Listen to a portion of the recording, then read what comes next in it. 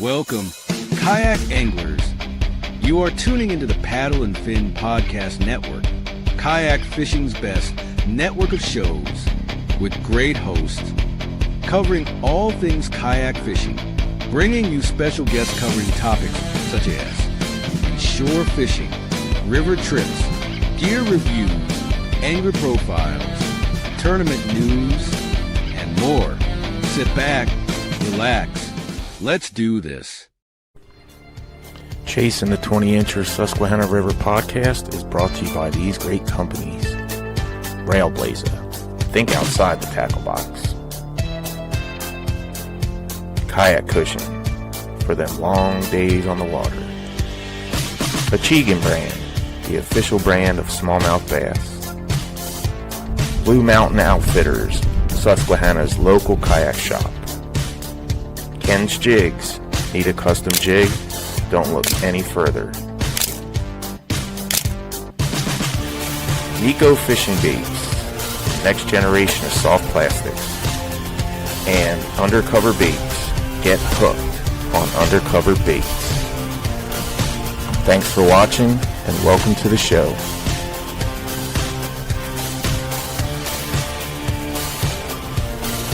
Here, you guys. Sean, you there? 20. That is a 20. All right. Welcome to the show, everyone. Carlisle, are you there? Whoop. There he is. And Carlisle's having a little bit of technical difficulties, as you might be able to tell. We're kind of trying to work through that now, but we wanted to thank everybody for joining us for another episode of Chasing the 20 Inchers on the Susquehanna River. Podcast brought to you by a bunch of our sponsors. We'll hit that a little bit later, but again, thanks for tuning in tonight.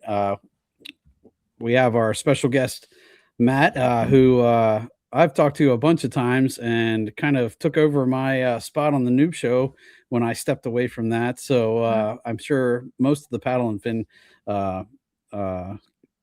peeps watching are definitely familiar with Matt. So Matt, I wanted to thank you for coming on. Let's see. I'm going to try and add the other Carlisle that's here. See if he's here. Carlisle, can you hear us? Yo. I'm about to throw this computer out the window. Do you know there's a word for that? It's called defenestrate. It means literally to throw out a window. Yes, that's what I'm going to do. Holy crap. This is ridiculous. Well, I was just kind of introducing everybody to Matt, just kind of pending your imminent arrival, but we can definitely go through our normal activities first, and then we'll let Matt hang out. He can be a part of that. Absolutely. What's up, Matt? Nice to meet you. Hey, you too, man. How's it going? Well, I was doing good until my computer started acting stupid. That's the way it goes, man. That is the way it goes. Hey, Merry Christmas and Happy Holidays, everyone. My daughter's got me a nice Quest for 23 Achigan sweatshirt for nice Christmas. So nice. Had to rep that a little bit. Yeah, rep the brand, brother. Yep. Well, we're gonna get started like we usually do. We'll go hit the river levels real quick. The local river levels here on the Susquehanna. So we'll start off with the Harrisburg gauge. Again, these are brought to you by Railblazer, Think Outside the Tackle Box. So thanks to them for sponsoring this segment of the show. I'm looking at Harrisburg, and it looks like it's on the long, slow fall, 4.31 feet. We're kind of, away from the snowfall and all the mess from last week. So everything's probably going to be starting trending down until the next weather event, which I think is probably going to be next weekend here. But we'll see if that makes it that long.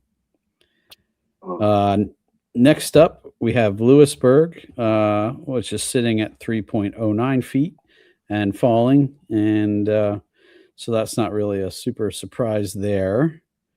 Next over, we'll hop over to the Marietta gauge. Marietta looked like it had a half decent spike. That's probably all water from upstate making it down as the snow kind of melted. I heard they are getting stuff up there, so it could increase more than or sooner than later. But as for right now, Marietta's also falling, and then lastly we have Towanda, which is following that same trend onward down. It's sitting at 1.94 feet. So again, thanks to Railblazer for sponsoring that portion of the show. And as you guys know, we always welcome our viewers to submit some of their pictures. So we'll jump into that segment. That segment's brought to you by Cheekin, the guys who made my sweatshirt. Free the Fighter. That's Free the right. Fighter. So we'll start off this week with Bill Parker. And they look like a happy bunch of guys there celebrating a nice catch. So that's cool. Looks like they're having fun. Yeah. Nothing like a Smalley to warm you up on a cold day. Absolutely. We'll jump over next to Charlie Rustler. And I like the hat. That's a cool hat. Yeah. That fish looks like it's about to jump in his boat. Yeah. Yep. I watched that video. Is that like one of Jeff's classes? That looks like one of Jeff's. No, he's actually, I think he got second place at the Upper Potomac last year for MAKBF. That was one of his, I think he has the full video on his YouTube channel. He had like 98 inches. Wow. Yeah. And he got second place. Nice. Yeah. All right. Next up, we have our buddy JP Poole, who's always a frequent submitter. Looks like JP. Heck of a Smalley there. I think I know that area too. Yeah, JP's smashing them. And next up, no stranger to winter smallmouth, our buddy Larry Okonski, all bundled up with a nice chunky Smalley there. That's his biggest fish of the year, he said. Wow, that's awesome. That's a tank. Yes. I love that when they have that huge, like, belly hanging out there. Yeah, I think he said that was like a 5-pounder. Yeah.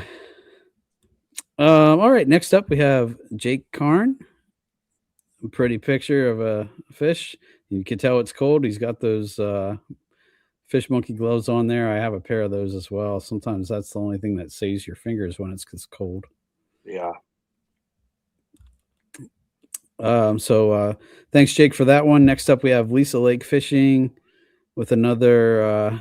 That's a largemouth there, it looks like, but a hefty one. So nice catch there. Yeah, thanks for sending that in. Mm-hmm. Next up, we have Matt Dissinger with another tank of a smallmouth. They're definitely, a lot of times in the wintertime when you might not catch a lot of numbers, but the ones that you find tend to be half decent. I don't see a lot of dinks or haven't experienced a lot of dinks fishing in the winter, but next up is Mike Shawley. And crankbait in the face. Yeah, there we go. So we're going to talk a lot about that tonight, hopefully. So thanks for that picture, Mike. Next up is T-Man. With not a species we feature often on here, but I saw T-Man was testing out some undercover baits, and I'm wondering if that's one of those catches. Yep, so it was nice catch, T-Man. Next up, we have Scotty Hepner with pretty fish there. Thanks, Scotty, for that submission. You guys, I love it that you guys are still sending in pics. That's awesome. Heck yeah. Next up, we have our final picture of tonight is going to be our good buddy from Undercover Baits, Randy Rosenberry himself. And we probably should have censored that picture because that's great. we'll just let our viewers pull what they can from that image. But yes, thanks, Randy. If you're not watching and you're just listening, you didn't miss much. we could title this picture "Why I Can't Wear Shorts." There we go. Yeah. So thanks again, everyone, for submitting. Randy for putting a smile on her face.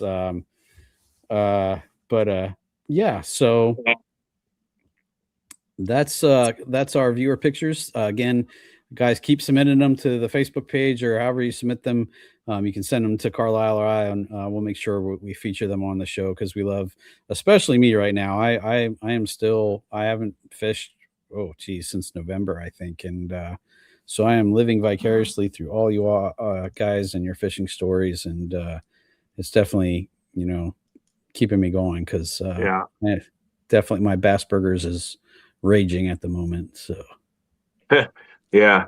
I got out Christmas Day. I had a couple hours to burn on Christmas Day while the family was just chilling, and went down to Lake Clark, fished from the bank, I hooked into a big one and lost them, but that was the only bite I had. And I lost 3 or 4 blade baits, and I lost a Ned rig. So yeah, it was just nice to get out. The water was open. I didn't see any ice. So fishing from the shore with a blade bait is tough because, if you're fishing like it's supposed to, you're going to be snagging. And then, unfortunately, it's not super easy to get those out once they dig in there. So no, it's not. But I got out. Nice. It was just nice to get a line in the water for sure. Yeah, I was going to say, wet a line and see what you can find. Yeah, at least you got a tug, Yeah, for sure. And it was a big one. I could tell my drag started ripping right away. I don't know if it was a bass or not, but drag started ripping, and I had him on for about 2 seconds, and then he popped off. Gotcha. So, hey, Sean, before we get into Matt here, do you want to show the schedules for PA Bass and KA? So we, as you guys know, as we're getting ready for tournament season next year, I've submitted all of the permits for KACPA, Kayak Anglers of Central PA. So this is our tentative schedule pending return of those permits. I can tell you, I did already get the Upper Chesapeake Bay tournament or permit back, so that is definitely a go. So we'll start out May 23rd on the Upper Chesapeake Bay. June 14th, we're going to go to the Juniata River. We're thinking about doing that as a MAKBF style or no limit fish. Yeah, no. I guess most fish caught over a certain size instead of just a five bass limit. So yeah, like a no limit, maybe 14 inches or bigger. Right. Kind of like Power Hour, as many fish as you can catch over 14 inches. So we wanted to try something a little different there. So then July 25th, we'll return to the Lower Susquehanna, my section or my home section. Then we're looking August 9th for a charity event on Lake Redmond again. And August 22nd, we'll go way up north for the Susquehanna North and West Branch. You can kind of pick which one you want to fish there, and then finish off the season strong with our signature event of the year. That's going to be a joint event, like a Juniata Susky showdown. You can pick whichever river you want to fish there, and that's usually a pretty popular event. We wanted to do it earlier in the year, but we ended up having to move it so we didn't interfere with practice for the BASS event that was coming. So we didn't want to mess up anybody's practice for that if they're fishing that. So we kind of did some rearranging and moved that to the end. So that is our tentative schedule for this year, again, pending getting the permits back, but that usually isn't a problem. I did hear back from the South Central region where we send most of ours to, and they said they were in receipt of our permits and would let me know as soon as they get approved. So that's KACPA's tentative 2026 schedule. And we'll jump over to PA Bass Nation's 2026 schedule. Looks like April 4th, they're looking to be on the Juniata River. April 25th, they're going back to the Upper Potomac.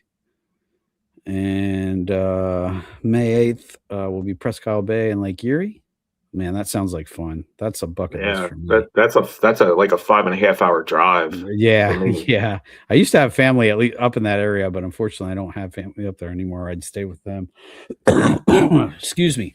I'd love to go up there and try that, though. Oh yeah, big water scares me a little bit, though. Yeah, it would have to be the bay, I guess, but still, we'll see. May 23rd, they're doing the Upper Chesapeake. June 28th, the Shenango River / Lake. Then July 11th, they'll be on the Susquehanna with the championship on August 15th and 16th on the Uhaini River. So I think they call that the Yo, right? I've heard that. Yeah, that's like another 4 or 5 hour drive too. Yikes. Yeah, I guess our joint event, is it going to be a joint event for the Chesapeake? Because I noticed today it's the same date as Kayak Anglers. Interesting. I'll have to reach out to them. I did not notice that on the schedule because I kind of reached out to most of the local trails and asked them for their schedules before I made ours, and I don't know that I knew that was happening that day. So Yeah, I'll have to reach out to them and see if maybe that they'd be interested in doing that. the only thing is, if you do fish KA, you have to do human powered only. So Right. you wouldn't be allowed to use your motor if you were fishing both. If you wanted to fish both events, yeah, you'd have to go human powered. But some people would do that, I think. I'm going to do it, I think. Depending where you go down there, there's a lot of water that you can hit just from one launch.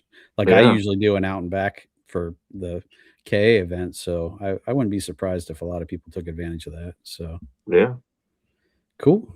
Yeah, absolutely.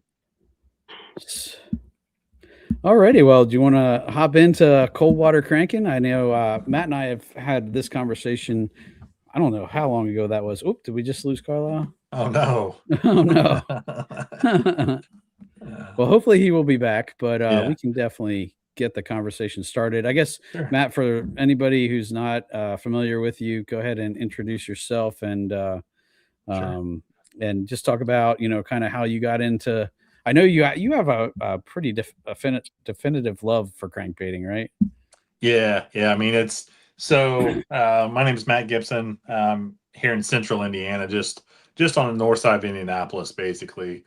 And man, I'm very, very fortunate in that I have probably one of the better rivers that we have around here, a few blocks from my house, that being the White River. The White River goes basically right through downtown Indianapolis, goes up through all the suburbs. Beautiful body of water, has some amazing opportunities on it. But yeah, really love crankbait fishing, and particularly probably the last, I would say, probably 5, 6, 7, 8 years. I've really fallen in love with balsa crankbaits, particularly the craftsmanship, how different they are than what everybody else throws. So here in Indiana, the joke is we all fight for the same 5 bass in a tournament. Yeah, because we only have 5 of them, so we have to switch who catches them each tournament. So what kind of got me started with balsa is I was just looking for something different than what everybody else was throwing at the time. And I'm on the line of kind of balsa country. Balsa country is really, kind of southern Indiana, down Ohio River Valley, and all through there. But man, once I started throwing balsa, I have very little plastic crankbaits that I throw anymore. So you're almost like a collector too, right? I mean, yeah, unfortunately, I've got quite the array of bait manufacturers, and I mean, there's once you kind of get into it, like you were saying earlier, you started off with a few of them, and then it just kind of grows from there. Once you get kind of addicted to them and understand the differences in them, you start picking them up more and more. So. Mm-hmm. Well, let's talk about that a little bit. Oh, go ahead. Yeah. Do you paint your own, or you didn't get that far yet? No. Not yet. Not yet. It's funny you say that though, because one of my winter projects here has been getting my jig collection back up. I make all my own jigs. I do tired and just I got tired of and actually Ken Jiggs has hooked me up with some stuff that I've been able to use, and what great quality stuff he has. But yeah, from my swim jigs to my ball head jigs to all of that other stuff, I couldn't find. Quite honestly, I got tired of paying the prices and then getting the quality that I was getting out of those prices. Yep. You know, you buy a brand new jig and it's a black and blue jig, and half the black or the blues over on one side, half of it's on the other side, and the quality just isn't there anymore. So Yep. I started making my own jigs. But crankbaits, I leave that to the professionals for now. Yeah. Nice. Well, Do you like use sorry, ahead. Sean. No, Do you you're use good, man. I got a question about his jigs that he ties. Do you use live rubber? So I do, and something that I've been experimenting with. So Moving Water Outfitters, I've been with those guys since the beginning. They're actually a fly shop and a kayak shop. So I've been throwing in some of their materials into my jigs too, Nice. which man, it is like some of their Flashaboo and stuff that they're using for their flies. Dude, it's game changer with a jig. Nice. Once you understand that you don't have to use a whole bunch of it, once you understand that and you use it to kind of accent the jig, man, you can make some incredible looking jigs with mixing, our typical tab style stuff, living rubber, and that on top of it. Man, it's phenomenal. Nice. Yeah, I didn't want to turn this into a jig Hey, podcast, but I just had to ask. Yeah. No. jigs work in the winter too. Yeah. Yeah, absolutely. Yeah, for sure. Carlisle, So do we're you use any talking- of like your own, like when you kill a deer, you have that tail fur? Do you use that in your jigs? Me? Yeah. Oh yeah. I got to talk to Jeff Little though, because I'm not sure what kind of a process he goes through to dye the hair. So I'm sure I could find it on YouTube, but I know I haven't talked to him in a while either. I like to get a hold of him and ask him how he goes and does that, because I have 2 tails in the freezer right now. So because I was talking to my brother-in-law who flies ties, and he says he uses both deer hair and like squirrel tail and stuff. And I know MEPS, I think MEPS still lets you send them in squirrel tails, and will send you free inline spinners if you send them squirrel tails. So if you just Google that, I'm pretty sure it's MEPS that does that, but they have like a whole process where you send them like so many squirrel tails, and they'll send you free spinners. So I've never heard of that. Yeah. I have to get 22 ready. I've seen a lot of squirrels in archery season. All right, so when we're talking about cold water cranking, which was the title of our show, like, are we talking like 30-degree weather, water temp, or what are we talking, Matt? Yeah, so probably over the last 8-10 years, I've developed kind of a system. So not all crankbaits are created equal. We know that. That's why there's, like, when you go anywhere, any shop, they have a wide variety of them, right? Yeah. So like cold water it's kind of relative to where you're at. Like 40 degrees in Alabama is going to be way different than 40-degree water like where you guys are and where I'm at, for instance. Our bass live in that, and they're pretty used to that. But like, just kind of a rule that I try to follow is the warmer the water, the more action you want in the crankbait, the more you want that crankbait to move. Like, think of like when you cast it out there and you feel that thump, thump, thump, thump, thump, thump, thump, thump, thump, thump, thump. Like, I want a lot of thump in the summertime, and in that like mid, like 50, 60-degree water. I'm okay with a lot of thump there. When I get down to the other extreme, like we just had ice come off of our lakes this week, so I mean it's down in the 30s. Yeah. I want very, very subtle. Like I when I'm cranking, I don't even want to feel it with my rod tip, really. Yeah. I just want to almost it to be mushy. So like it almost like catching a leaf. Like I just want it to be a little bit mushy. So like starting off, I start off with and these are all flat baits. I have an array of baits in front of me here, and I'll try to describe them because I know that you have listeners and watchers. But basically a balsa flat bait is this. I mean, it's, you go in, you see all the KVD 1.0s and all that stuff, all the square bills, very fat bait, very wide lip, all of that stuff. So all the baits I'm talking about here are flat baits, and they're very, very thin in the body right here. And this is actually one of my favorite ones to start off with in the fall. And this is called a Lil Guy, made by PH Custom Lures. And this is like that 3 to 5 foot range.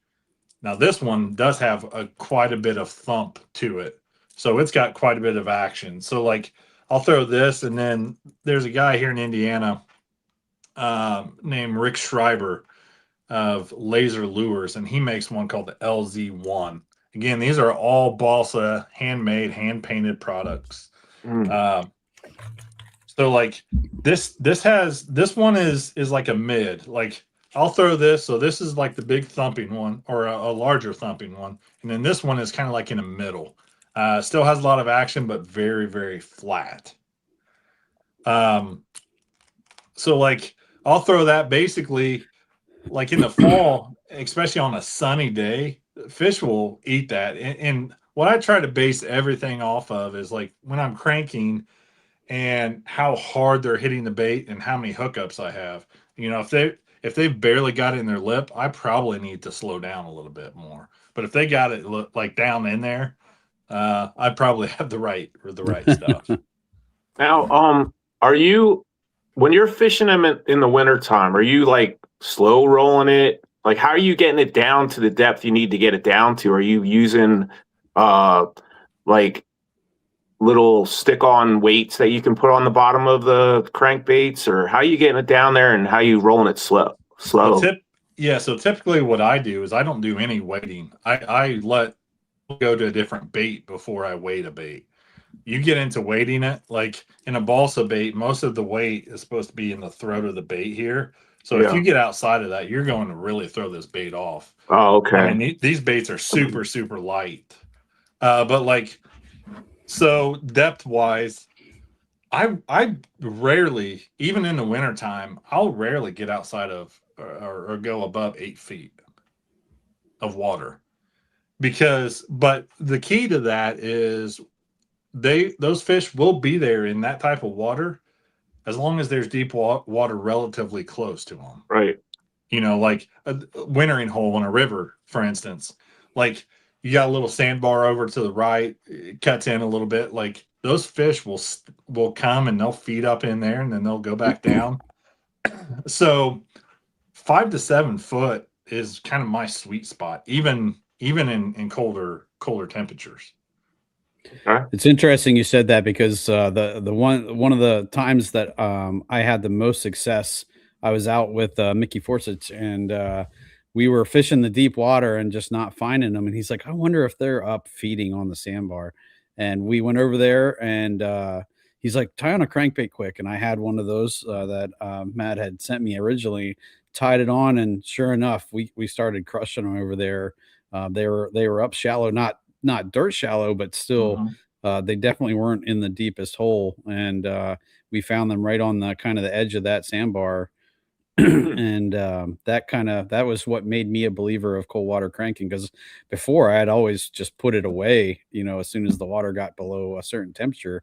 But that was middle of the winter, you know, fishing, and that definitely made me a believer. So yeah, and they'll just like sit, especially like on a bright day, like those fish will push up shallow. Like I've seen some of the biggest smallmouth in a river on just the brightest day in the middle of winter on a sandbar, like just hanging out. Like I don't know if they're up there kind of sunning themselves, or if they're feeding on something up there, but like I'm never scared to go, 5 foot or less, even in the wintertime. If there's not ice on the water, like that's how shallow I'll fish. And some of the reason is, to be honest with you guys, I hate throwing a jerk bait. I hate throwing some of those baits like that. So like I've adapted kind of this system to kind of take over for throwing that jerk bait. I just, especially in colder water, like I hate ripping a jerk bait and then letting it sit and then having to be patient with it and then ripping it again. Or like a blade bait. I really like a blade bait bite, like you were talking about earlier, but that's very tough to cover water with as well. Yeah. And I, I like to move around and kind of get a feel where the fish are. So that's kind of where I started with some of this cold water cranking too. So what's your setup? Like, or what kind of rod are you using in the wintertime for cranking, and your reel? What is the ratio for your reel? Sure. Are you using fluorocarbon? Yeah, so I'm very old school with this, and there are a lot of people that will argue this, and there are a lot of great crankbait fishermen that are way better than I am. But I am a 100% glass rod guy when it comes to crankbait. Oh, I love glass rods. And I go, Sean, you may remember John Graves. Mm-hmm. So John has actually built me 2 custom rods for crankbaiting. And I have one that I use basically all winter, and like for these bigger baits, so like the low and dollar bill, some of these bigger baits I'll throw on that. It's a 7-foot, very moderate rod. And what that allows me to do too is, like, I don't have to set the hook, because I don't know about you guys, but when I feel a bite, I get excited. Like I'm jacked. Like I want to pop them good. Yeah. Well, in the winter time, you can't necessarily do that. The mouths are a little bit softer. You got a lot going on. You got treble baits. So a little bit of delay helps me, and I can just kind of reel into them and just pull on it. And then with that glass rod, it really sets that hook nice. So I have a bait casting version. And it's a 3-to-1 gear ratio, even though a lot of times I'll go, sometimes I have to go down to a 6-4-to-1. And years ago, I used to even go down to a 5-4-to-1, like super slow, and just like crank it and really feel with the rod more than anything. And I think that's the key that a lot of guys miss, is when you're fishing with this, and I fish on 12-pound fluorocarbon, and I don't change my line out from summer to winter. It's the same. Vicious Fishing is my preferred brand. And what a lot of guys do with crankbaits is they'll throw it out there and they'll just reel it, and they'll just constantly reel, and they won't do anything with it. One of the biggest things with the flat bait and any of these balsa baits, and probably plastic baits, I crank it and then I'll feel something. Don't get excited then and pull it away. Like, I think we all get scared of getting hung up, right? Like, Yeah. And this goes back to tube fishing too. I'm a tube fishing nut, but like, that's something I learned actually from Terry McWilliams, who made the stupid tube famous, is like, just take your time when you feel that, because the fish are in structure, especially this time of year. So I'll lightly crank. I'll feel a little bit of pressure from something, and then it's almost like a Carolina rig. I'll sweep. I won't even touch my reel, and I'll sweep with my rod and pull it. And a lot of times that's when you get bit. Super cold water, you get in like that 40 degrees, mid 50s, I'd say probably even mid 50s, all the way down to freezing. I probably catch 80% of my fish with that sweep versus just straight reeling.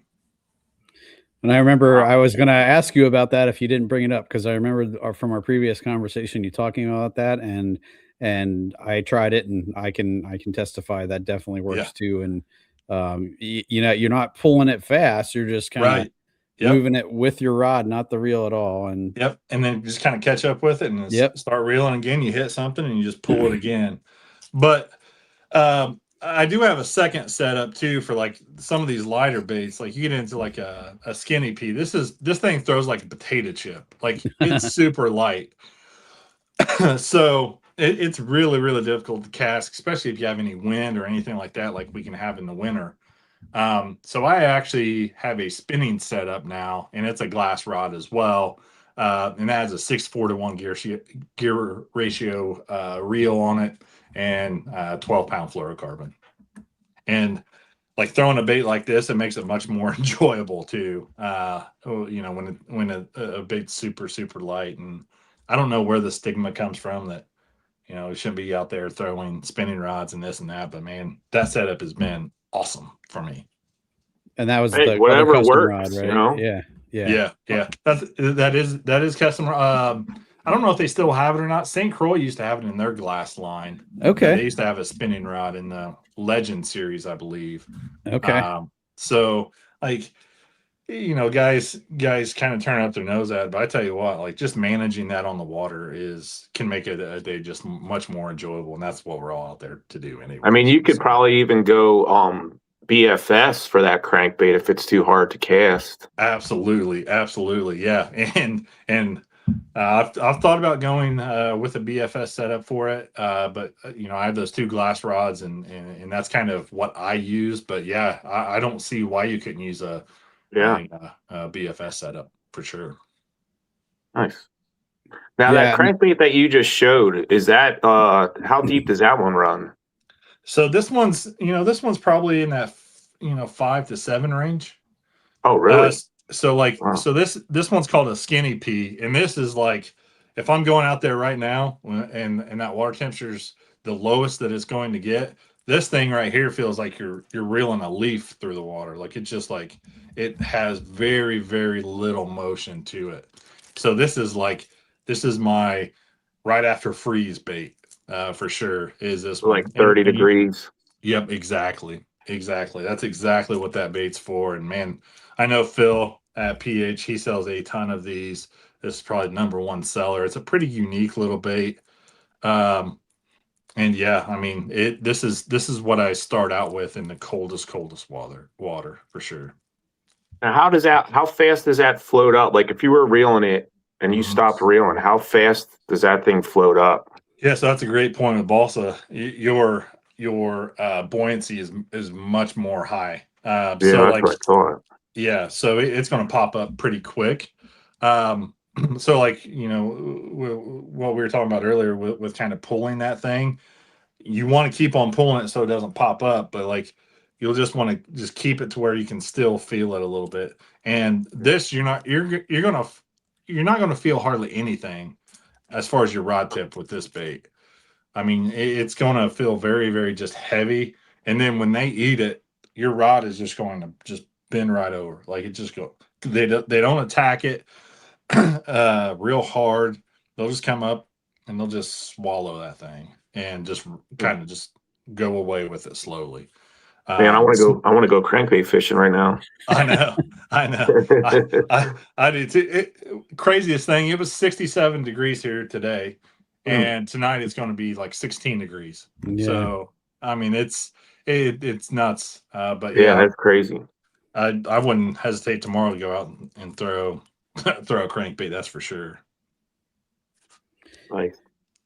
Carla, you want to take a quick break and we'll run our commercial and we'll be right back, guys. All right. Yes.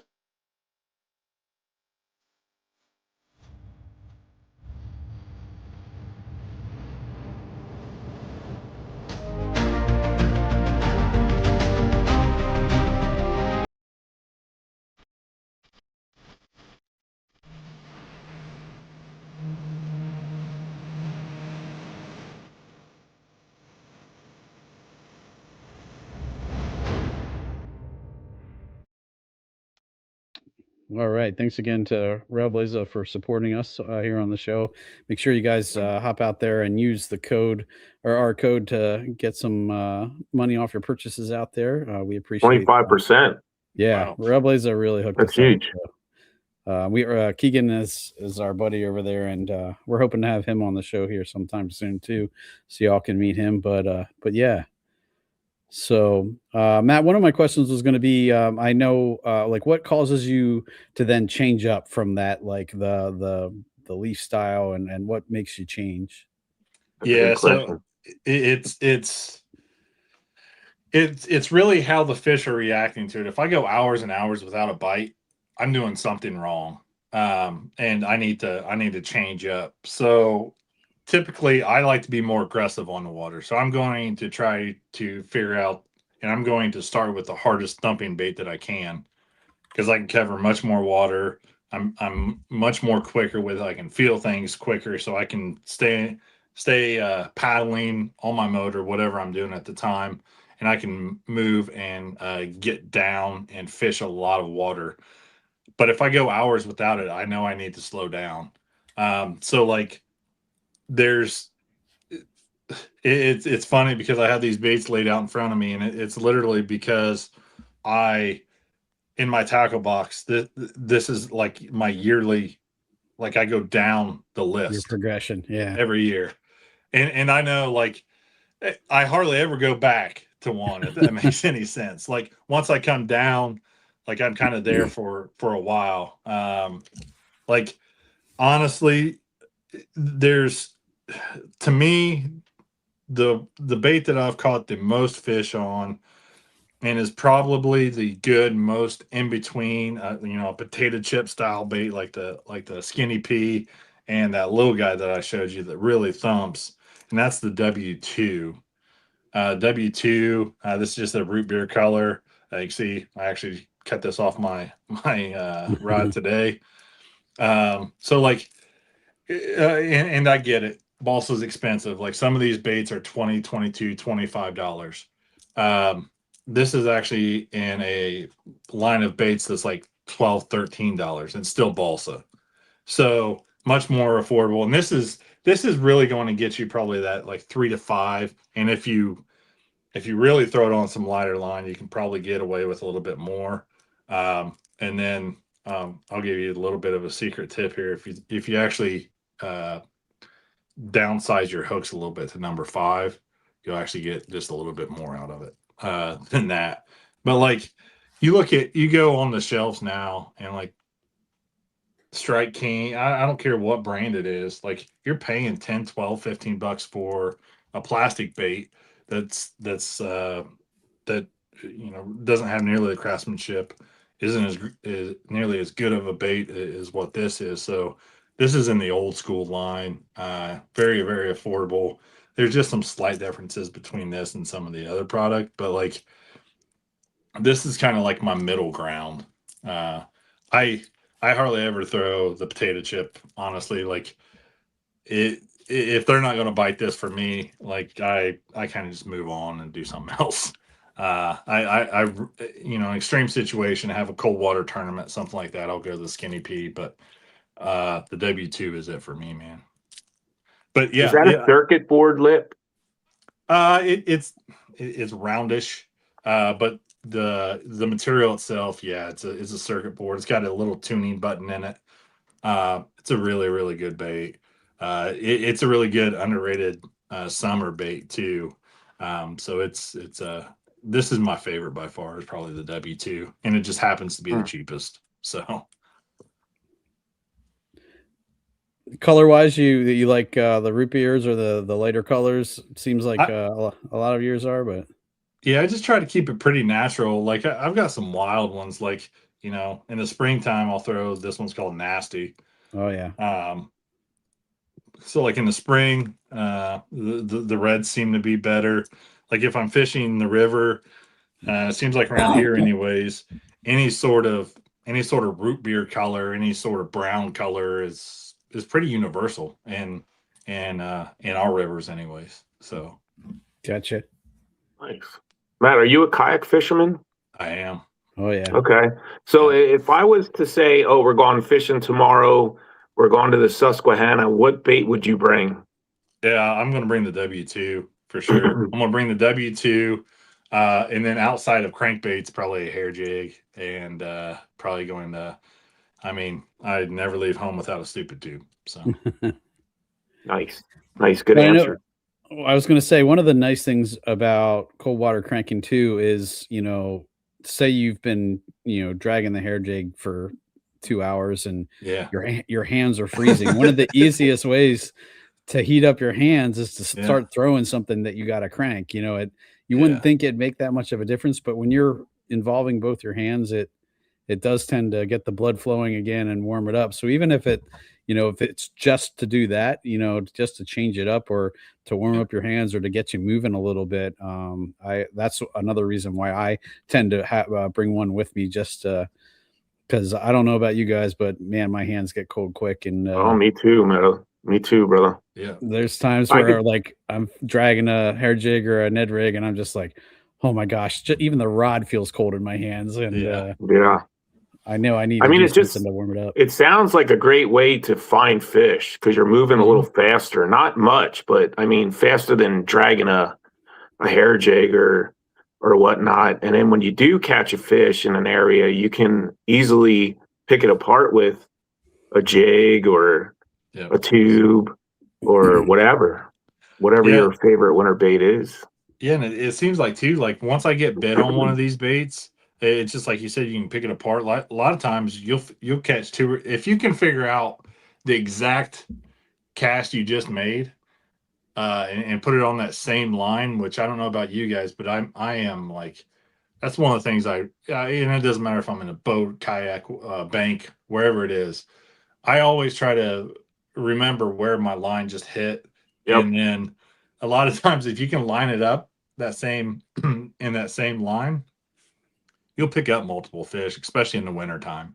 Heck yeah. Early spring, same way. You know, they're kind of grouped up, so you can throw crankbait right back in there. And if they kind of shy off of that a little bit, yeah, throw something else. It's awesome. Like I think a lot of our listeners, especially now with the water temps being 36 right now or 34 on the Susquehanna, Yeah. they're afraid to throw a crankbait because, you know, we're always taught to when the water gets in the 30s, you don't even want to move that bait. You just want to throw it in there and let it sit for 30 seconds or whatever. Well, I think a lot of our listeners are scared to throw crankbaits in the wintertime. Yeah, and I was kind of the same way. Actually, and it's still a bait that I'll take with me pretty often. It's actually a walleye bait, but it's pretty universally known, and that's the Berkeley flicker shad. I mean, that thing is a cold water beast, especially for a plastic bait.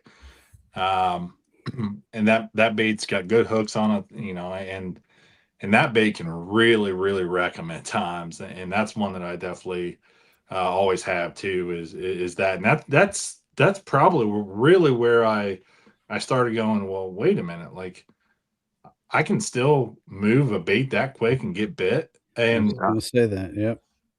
and so I grew up on the Kokomo Reservoir. And anybody in Indiana probably just shut this off because Kokomo Reservoir is probably the worst fishery we have in the state. But you know, I actually had 100 fish day on a flicker shad, and I just happened to pick it up and just start throwing it around bridge pilings and just wreck them. Like catching 100 fish on Kokomo is like catching 10,000 fish on the Susquehanna. Like it's just unheard of. But yeah, that flicker shad that's a bad little bait too. And a lot of bait stores will carry that. A lot of places have that little Berkeley flicker shad. And then that's like a crankbait or what kind of bait is that? It's a crankbait. I would almost describe it as like it was BFS before BFS existed. Gotcha. Okay. A lot of the walleye guys will troll it. Okay.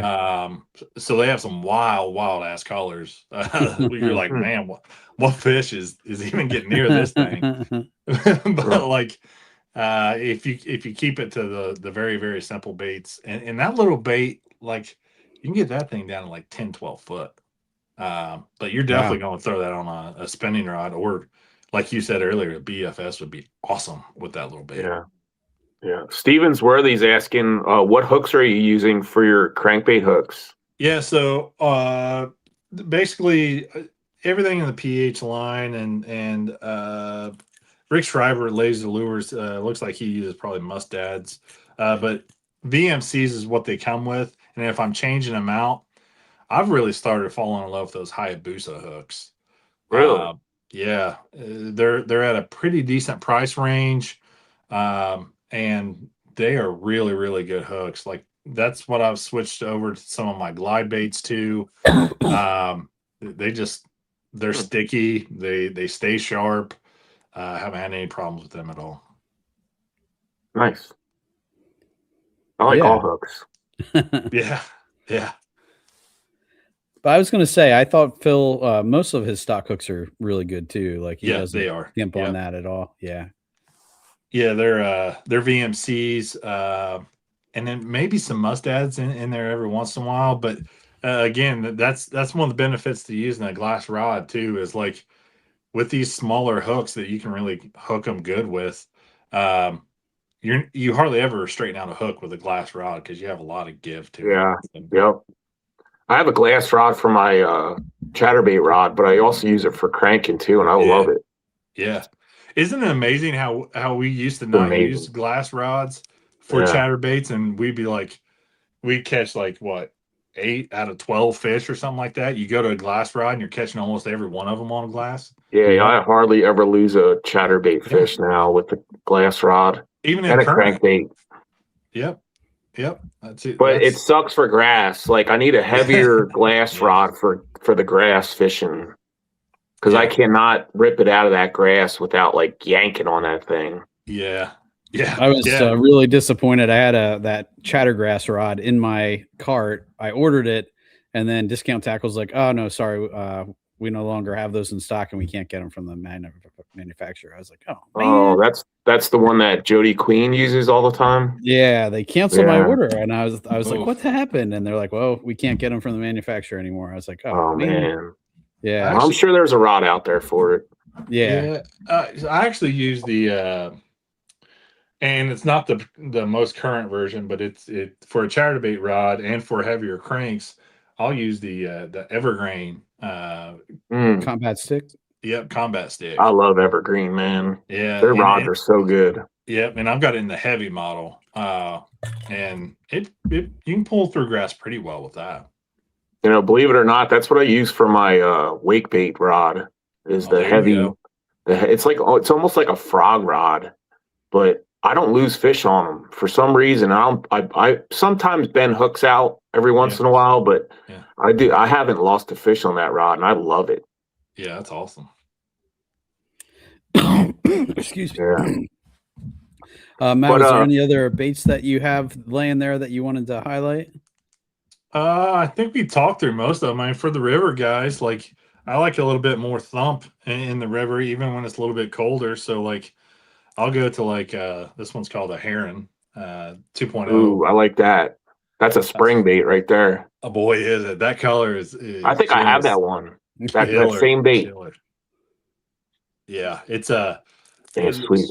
Yeah, springtime killer, and then like right after. So like when I take a step down from the low guy, like the low $1 bill is like one of my favorites. I was gonna say that was one of the ones when you sent me. I kind of really liked that one too. Yeah.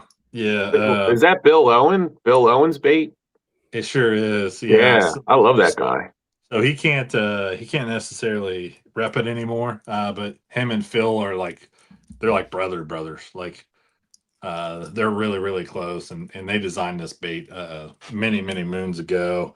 And man, yeah, it's just a little fish catcher, man. Like it's got a little bit of thump to it, but it's pretty unique coming through the water. And I've caught a lot of largemouth and smallmouth on that bait right there. Kentucky Lake, like in the springtime, that is the bait that nobody talks about down there. Is this in hot mud bug, which is basically red with a blackish brown top. Nice. That's a great springtime bait. And I know, some fakes, like you said, shy away from balsa a little bit just because of the price. But like you said, some of Phil's stuff is more along lines with what you're paying for plastic now. And, when everybody else in the world is throwing plastic, sometimes, throwing balsa will be that difference that just, you never want to throw what everybody else is throwing. But if you can throw something slightly different, I mean, that's kind of what attracted me to it.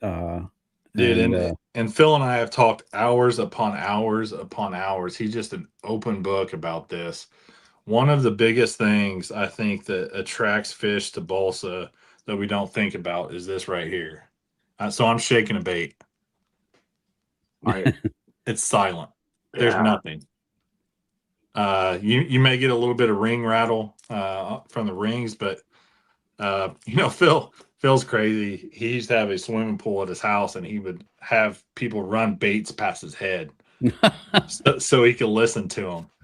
And he would have like, a plastic crankbait zoom by his head, and then you have one of his go by his head, and like notice the difference under the water. With the hooks on them? Oh yeah. Oh yeah. Yeah, he's crazy. He's quite the character, man. But yeah, it's Balsa is very unique, and yes, like some of his baits, I forget what it is. It's something like 3 days to build a bait. By the time he gets it made, by the time he finishes it out, by the time so he's crazy about painting too. He doesn't let anybody else in the shop paint. So by the time he paints it, he does not, he puts a really good clear coat on it too. By the time he does that, puts hooks on it, gets in a box, that's 3 days. So like when I sit down and I think about it, 22 bucks, 20, I think they're 22 bucks. Is actually pretty cheap, I think, for as much time and effort as there is into this bait. Now, I will say, if you do get a balsa bait, do not slap it on the water. I don't slap any bait on the water, personally, because I hate breaking baits, but especially with balsa, because it is a little bit softer. So you like it can handle some rocks. It can handle some logs. They're fairly durable. Just don't slap them on the water. I can't tell you how many guys I've seen explode a balsa bait on the side of their boat or on the water, whatever. Like, yeah, you got to use a little common sense with them. And I don't have any of them that are rashed up too terribly here. But one of the things is clear nail polish. Like, you'll get scuffs on these baits, and you'll get spots on them that just kind of rub, and you'll end up being able to see a little bit of the wood on it. Just some clear fingernail polish and go over the top of it, let it cure for a day or so, and you're good to go. Hell, I've got a low on dollar bill that this whole side of it's off of it. And that thing runs so good that I am not doing anything to it. So, what's the name of Phil's business? So it's PH Custom Lures. PH. Yep. So he's got a website, and then you'll notice when you go in there's 3 tabs. He's got a saltwater division that nobody in the world except for Dustin Nichols cares about. Just kidding. But then he has the old school line, which that's what the W2 is in. That's going to be a little more cost prohibitive, a little more cheaper baits. They're not hand tuned. There's some slight differences like that. And then on the left side, you'll see the PH line, and those are all hand tuned. And I've been down to his shop. I was like, oh, there's no way this dude hand tunes every one of these baits. Wow. In a tank, and he takes it, puts it on a rod, and he goes up and down a trough with it. And if it goes one way or the other, then he'll correct it. Like you'll see this one, you see how that bill is just slightly going this way just a little bit. Well, Phil's tuned it right here. You can see that it's bent just a little bit. So this thing is tuned, ready to go right out of the box. Man. I think, with the old school line, he says that he doesn't tune them, but I've never had one that has been out of tune. And out of tune meaning like it goes way left, way right, or it porpoises. So like he gets those things really, really dialed in. And like the great thing about balsa is the craftsmanship, how awesome it is. Unfortunate part is like Phil's getting older, Rick Schreiber's getting older, Cliff Pace has his own balsa line called Black Label, makes some very, very nice baits as well. But like, laser lures with Ricky Schreiber here in Indiana, it's a dying it is slowly dying, and it is really, really sad to me. I was just going to say, if they don't pass it on, then Yes, as they, go away, then it's going to be a lost art. yeah, and that's exactly what it is, Sean. It's art, man. Like these Yeah. things are beautiful baits. These things have hours upon hours of hand, people touching these, humans touching these, not machines, not. And there's nothing wrong with plastic injection or anything like that. I'm not a big hater like that. It's just this is special to me, and I want to throw this a lot. And it's like I said, it means something to me. Phil's a good friend of mine. Rick Schreiber, I've talked to him at many shows. He makes a really, really good bait too. I mean, you're not going to get a crankbait that has that much detail on it off the shelf. I don't care what brand it is. Like that is, like, to me, that is artwork with how much time they put in, the foil that they put into it. Like this is really, really good stuff. And It's like a showpiece. it is. It is. Do you have any crankbaits that you have bought over the years that you don't even fish, that you just have on the wall somewhere? I do, and it's in my other room. There's a gentleman from the Cincinnati area that West England was his name, and unfortunately, a few years ago, he passed away. So I have probably, I don't know, 40 or 50 of his lures that I've fortunately bought over the years. And by no means, I'm not one of those guys that's trying to make a buck off of them or anything like that. They're special to me. Yeah. And they are in a case and they are locked up, and those are ones that I will not throw. That's awesome, man. That's when you know you've really turned into a crankbait fisherman, when you have crankbaits that you don't fish. Yeah, I want to every once in a while, and there's I have some that are a little chipped up that I've thought about throwing before, but it's like, I look at that and I've done some research, and his son is now getting a little bit into making baits too every once in a while. And I told his son straight up, like, if you want any of these baits, like, they are yours. I'm just the keeper of them right now.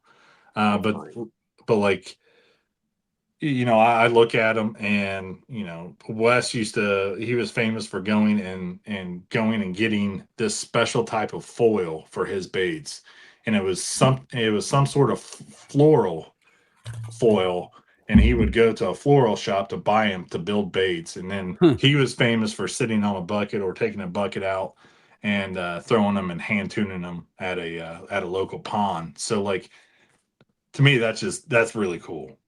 Yeah, it is cool. To me, it just seems like, I mean, it's an art, obviously. Mhm. And there's a lot of people that collect them and buy them and fish them. But it's just like, those guys ain't getting enough for what they put into it. Yeah. I totally agree, man. It's crazy too. Like, you look at the right raising prices, and I'm not going to make this political in any way, but the big talk around the tackle industry is tariffs. Yeah. Well, these don't have any tariffs on them. These are all U.S. built by folks here in the United States. Which, like, if, for instance, if I go out and I throw a bait, and I've done it before I really knew Phil, I'd call Phil up, go like, man, this bait's doing this, or what am I doing wrong? And he'll just walk you through it. Like, you're not getting that with anybody else. Rick Schreiber, like, he does like 2 or 3 shows here in the Indiana area. And like, just sitting down talking to him, and like, why do I want this one versus why do I want the LZ1 versus the LZ3, and why do I want this model versus that model? And they have a story behind it. Like, there's a method behind the madness. Cliff Pace, like, you call Black Label Tackle, chances are you're going to talk to Cliff Pace. That's a Bassmaster Classic winning angler. Yeah. But he's so passionate about this too that he takes the time to do it. That's awesome. Yeah, these guys don't have big corporations behind them. When you call them, like, when you call PH Custom Lures, you're getting Phil. You're not getting anybody else. That is so cool. I know Epic Eric is like a huge crankbait fan, and he's always talking about TK Stanley paint jobs. Yeah. And yeah, I watched the Smallmouth Crush, and he's always talking about crankbaits. Yeah. Yeah, and we talked about cold water stuff here, but man, in warm water, they've got just as much power too. There's all kinds of models, and each one of these, like you start getting into it, and you're like, well, I want to use this one for this application, and the W2, I need to use that because conditions are like this today, and I want to throw the the LZ1, and what's great about it too is all these guys are friends. Like Phil, Rick, and Cliff Pace, like they all talk to each other because they're trying to pass this on, and they're trying to make overall their kind of category of baits better. So you mentioned Epic Eric and those guys. There's Lee Sisson, like he's the king of balsa. He's still alive, and like he was just on their show not too long ago. Yep. He's the one that really kicked it off with Bagley and got Bagley going. And some of the old school line that Phil has is actually some of the stuff that Lee designed. So it's really cool, man. And It is cool. Sorry for being so chatty about it, but man, that's why you're here, bro. Exactly. That's why I wanted you to come on. Yep. Yeah, I mean, me and Sean both do some cranking. I don't think we do enough of it, but we definitely put our time into crankbait fishing. I don't think I've really, when I met Sean, he used to be heavily into crankbait fishing, and I don't think he throws it as much anymore, but he kind of drawing me into it, and yeah. I threw the crankbait mostly in the spring I do, but I think I threw it a couple years ago in the wintertime, and I had some success on it. Yeah, it's crazy too, because we walk through all these things, and I just discussed, and we discussed the wobble of the bait, the feeling of the bait, and all that stuff. But man, I've caught them in like a foot of water on in a square bill. Some of the biggest fish I have caught, like times where I'm just like, why are they even up there? Yeah, and like you can't get them off the lure, like they just swallow it. That's awesome, man. And with forward-facing sonar and all that stuff getting more and more popular, I'm gonna tell you what, these crankbaits are going to become better and better and better as the fish don't see them nearly as much as they did, and guys are chasing them with those little minnows and stuff. Like this crankbaiting stuff's only going to get better. Yeah. Hey, there ain't nothing like a good crankbait bite, man. Yeah. When that rod just loads up. Awesome. You just never know. You never know how big the fish is. Like top water, you'd be like, oh, that's a 3-4 pounder or whatever it is. Yeah. With a crankbait, you never know till you get them to the boat. I mean, some of the biggest fish I've caught on a crankbait, I'm just like, they're just letting me horse them in, and all of a sudden they get there, and I'm like, oh my God, what am I doing with this fish? Like, I'm an idiot. Yeah. Yeah, I caught like a 42-inch muskie on a little black crankbait this past summer. Wow. Yeah, it was ridiculous. That was a surprise, huh? Yeah, it was. It was like a 15-minute fight, too. Yeah, that's awesome. That's great. And it was during a tournament. I was kind of annoyed by it, but it is what it is. Yeah, one of those things you kind of recap and look back at the moment, you're kind of pissed about it, but then you're like, you know what? Like, that was a cool experience. It was cool. Yeah. Yeah, for sure. Alrighty, well, sounds like we're kind of winding down. Matt, is there anything else you think you would want to say to anybody looking to get into cold water cranking? Or, I mean, definitely I'd recommend checking out the balsa baits and PH custom lures, some of the other ones you mentioned to get started. But anything else that you would say? Yeah, I would say, like, just go out and have fun with it, just like anything else. Go out and experiment with it. Like, pick out a wild color every once in a while and go out there and throw it. Like, you just never know. And there's no right or wrong answer, even with this crankbait stuff. Like I said, I've been trying to dial this in for years, and I have a pretty good system, I think. But there's still times where I'll get out on water and be like, I have no idea why they're hitting this, where they're hitting it. But, like, you get out there and you feel around a little bit. That's another great thing about a crankbait is you can actually feel bottom. You can actually feel what's going on. And yeah, just go out and have fun with it and get wild with colors if you want to, or if you're more of a mute guy, then fish your strength and just go out and have fun with it. Like I said, the fish don't read the books that we read. So there's no rhyme or reason for this at times. So just go out, enjoy it. And yeah, like you said, if you're out and you're getting cold and you want to do something else, go throw a crankbait around. Yeah, that'll get you warm. That's right. Awesome. Yeah, before we go, I wanted to ask you guys questions. First of all, Matt, what was your fishing related highlight 2025? 2025. So probably for me, it was, man. So I'm very spoiled. The last few years I've been going out to the St. Lawrence River with a good friend of mine, and you guys Catching know giant. Brian Schiller. Yeah. Okay.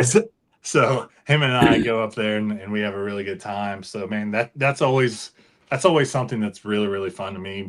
Brian and I don't get to fish together nearly as much as we should. So that was it. And then actually bumping around with Phil Hunt down on Brookville Lake. We've talked about it. We've been friends for years and years, and I finally got the opportunity to get in a boat with him. And I would say one of those two things to me have been the highlight of 25. Awesome. What about you, Sean? Mine would have to be winning the 2025 KACPA team championship again, backing up our trash talk a little bit. I was a little worried. I was 3 years in a row, baby. I'm not a trash talker, and for whatever reason, in the director's chat, I might have trash talked a little bit when they changed the rules. I was like, "What are you guys tired of us winning?" And incidentally started a little bit of a fire there, but we were able to back it up. We backed it up. We did. Awesome. So, yes, sir. how about That you, was Carlin? sweet. I would say that was one of the highlights. Another one was winning my first tournament, MAKBF tournament. And then another one was catching my first 20-inch smallmouth. So that was cool. 2025. That's awesome. I knew Congratulations. that would be on the list somewhere. So Yeah. Yes, sir. Goals for 2026 fishing related. Matt, go ahead. I fished a lot of tournament trails, and I don't, tournament wise, it's not that I don't take it serious or anything like that, but as I get more ingrained in doing other things, kind of the tournament scene for me is kind of probably the last few years fell off for me a little bit. Yeah. Some of that's been by design. Some of it is just life happens. One thing I've actually never done is won an AOY. So I think an AOY in Indiana Kayak Anglers would probably be Heck yeah, brother. way up there for me. So Heck yeah. That's a good goal, man. I hope you get it. thank you. Appreciate That's that. awesome. Sean? I'd say, and as much as I want to, win another tournament, I'd say I want to make KACPA bigger this year. Like I want to see more attendance and do whatever I can to make that happen. Cause the more the merrier. I love seeing guys come out. Last year was great. We had a bunch of new people, come out for some of our events, Vince Stutter and Stephen Howard. And, just seeing, adding to our numbers and seeing guys enjoy themselves, that if I can grow KACPA this year, that's probably one of my main goals. But, if I happen to win one here or there, I definitely won't be unhappy. Yeah, Yeah. Growth of the sport, especially with kayak tournaments right now, man. That's a little bit tough right now. So if you're seeing any growth at all, you guys are doing a really good job out there. Yeah. That's kind of what my goal was too, Sean. I helped Sean out with Kayak Anglers Central PA, and I do a lot of photography and a lot of behind the scenes stuff. This year we haven't got them yet, but we got a bunch of sponsors to support us to get our checks and big corrugated checks that we're going to give out to the top 3 for each event, which we're super excited about, and just to grow our trail. And I think after last year, I think we'll get a couple more people on board this year. And yeah, my one of my goals was to win one of them events, because I haven't won a KA event yet. But I'd rather see some of these newbies come in and get some of them trophies. That'd be cool for me, man. Yeah, that's always fun. I've been a tournament director here with the Indiana Kayak Anglers for a number of years, and man, it is awesome seeing like some of those guys first, second year come in, get a good win under their belt. Heck yeah. You know, build that confidence, and because you know there are a lot of people that are kind of hesitant in getting in tournament angling. So like if you can ease their mind and like bring them in, that's just awesome. That's a win for the sport overall. Heck yeah. Well, what do you think, Sean? Matt, I was going to say, any sponsors you want to shout out, or social medias or anything? Yeah, so with any of this, obviously, feel free to reach out on Facebook. And if you can't find me, Sean and the guys know me well.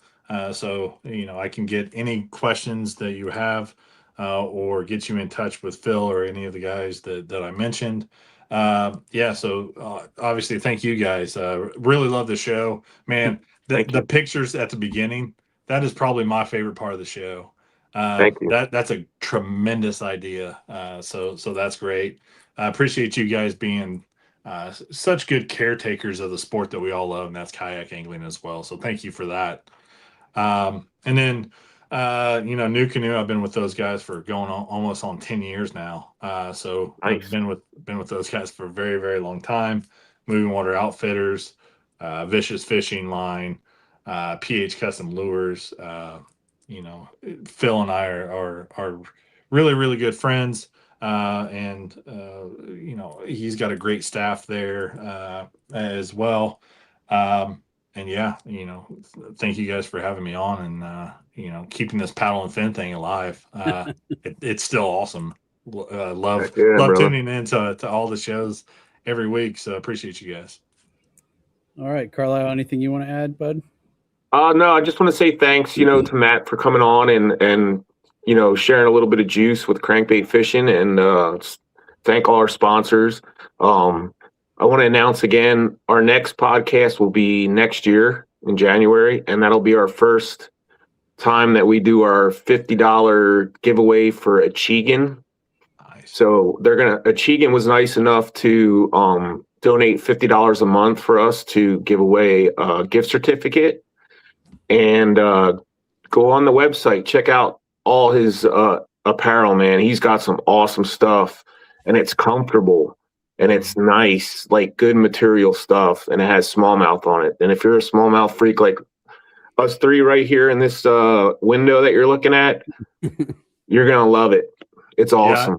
Yeah, I run into Josh on the river from time to time. That's Josh cool. And those guys. Yeah. He's probably, I don't know, 35 minutes south of me. So nice. Josh is an awesome dude, man. Yeah, we fished the white, see him on there every once in a while on the Tippy Canal. So. Yeah, and that's all I got, Sean. So if you want to close it out, Matt, thanks for coming on. Happy holidays, Happy New Year. We'll talk to you soon, brother. Yeah, well, thanks for everybody who tuned in tonight. We appreciate everybody who hung out to the end here, and we will catch you in the new year for the next episode of Chasing the 20 Inchers. Have a good night, guys. Thank you for tuning in to the Paddle and Fin Podcast Network. We hope you enjoyed the show. Don't forget, for future shows, like, follow, share, and hit that subscribe button. Make sure you check out our individual channels and accounts too.